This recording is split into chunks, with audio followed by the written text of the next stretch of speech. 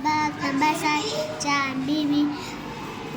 अहमदनगर के पास ही बैदापुर की रियासत थी। चांद बीबी की शादी वहाँ के हाकिम अली आदिल शाह से हुई थी। बादशाह उसकी बड़ी कदर करता। दोनों साथ साथ सैर करते, शिकार को जाते। दरबार में भी मलिका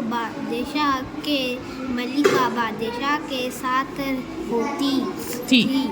पढ़ो। चांद सुल्ताना चांद बीबी के नाम से मशहूर है। वो अहमदनगर के बादशाह की बेटी थी। अब से कोई 7 वर्ष पहले अहमदनगर में पैदा हुई। बाहर खाना अच्छा, कुछ भूखा उठ जाना अच्छा। खाना खाकर फर्ज है सबका, शुक्र करे सब अपने रब। ये क्या है? भूखा। भूखा है क्या? देखो उसको क्या है? काप में क्या मिला हुआ है? काप में या मिला हुआ है तो कैसे पढ़ेंगे? बड़ी ए को कैसे पढ़ेंगे?